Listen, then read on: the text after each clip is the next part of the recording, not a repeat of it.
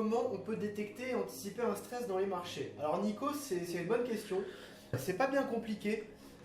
Pour anticiper ce genre de mouvement, tu as plusieurs indicateurs.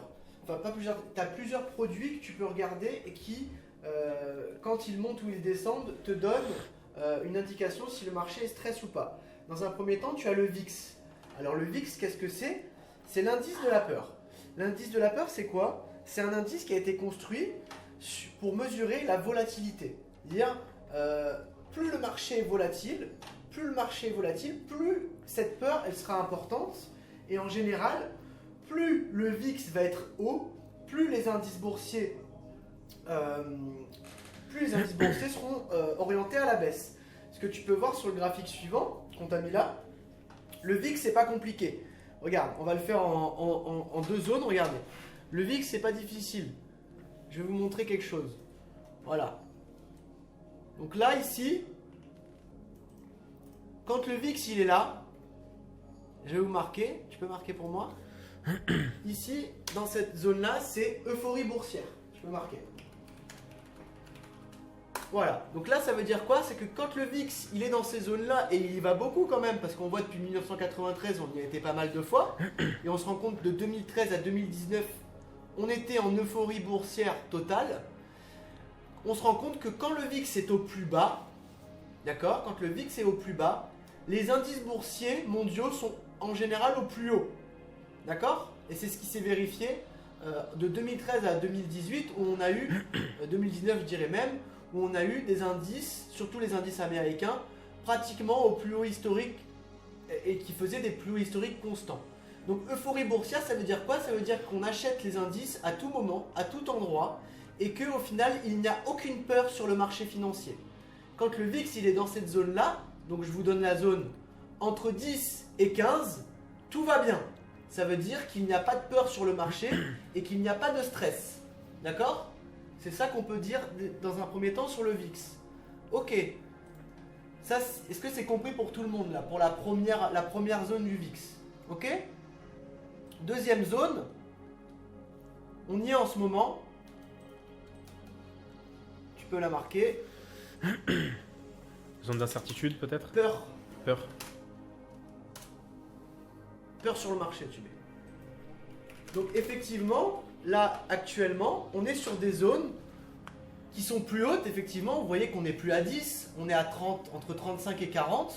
Donc on est sur des zones où effectivement, le marché va être plus volatile. C'est-à-dire que quand on est dans cette zone-là, ça veut dire que le marché, il commence à baisser et à être, on va dire, il commence à avoir peur. Donc une hausse de la volatilité, ça veut dire qu'il va y avoir beaucoup de mouvements sur le court terme, beaucoup de volume baissier, mais c'est pas encore la bérésina. Et là par contre, quand on arrive sur ces zones-là, on va pas se mentir, on va partir d'ici, on va pas compter là-haut, mais quand on arrive ici, allez, à partir de 50-60, là c'est la panique. Voilà, là tu peux le marquer, panique boursière. Voilà. Et donc quand on arrive effectivement dans ces zones-là, et on se rend compte que, regardez, en mars cette année, le moment où on était en panique boursière ici, où on a eu la grosse mèche là et qu'on était sur un VIX entre 50 et 80, et bien là, c'est à ce moment-là que les indices ont perdu 30 à 40% de leur valeur. On se rend compte quand même que dans le temps, on est quand même plus en euphorie boursière qu'en panique. D'accord? On se rend compte que, regardez, on est resté entre 91 et 97 en euphorie boursière, donc sur des plus hauts. Entre 2003 et 2008, pardon, on est resté effectivement 3-4 ans en euphorie boursière.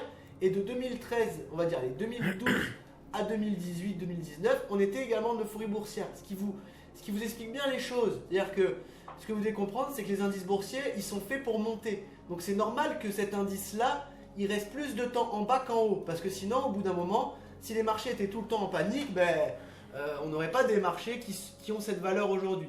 Ce que vous devez comprendre, c'est qu'on reste à long terme plus longtemps en euphorie boursière, c'est-à-dire en hausse, qu'en panique. Regardez, en panique, ça arrive très rarement. Ça arrive 2-3 fois sur les 10 ans. Et c'est très court. Ça ne dure pas longtemps. D'accord? Et c'est comme ça qu'il faut interpréter le VIX. Donc quand vous voyez qu'il y a un VIX qui commence effectivement à casser la zone des 30-40 et se diriger vers 50, il y a une peur sur le marché. Donc il y a une première peur. Alors ça ne veut pas dire qu'il va y avoir un crash, mais ça veut dire qu'il faut se méfier. Et là par contre, quand on est au-dessus de 50-60, là on est en panique boursière. C'est très simple à comprendre normalement quand vous l'avez vu comme ça. Donc ça c'est un premier indicateur. Donc ça c'est le premier indicateur et c'est comme ça qu'on mesure un petit peu la volatilité, la peur sur le marché et donc forcément le stress. Après 20-25, c'est pas des gros niveaux. 20-25, effectivement, c'est plutôt un niveau d'incertitude, un niveau de range, un niveau équilibré. D'accord? 20-25, ça va encore. Voilà. 20-25, on ne sait pas trop vers quel pied danser. Non, en général, Nico, il évolue de la même manière. Donc, ça, c'est le premier indicateur. Le deuxième indicateur, c'est le dollar US.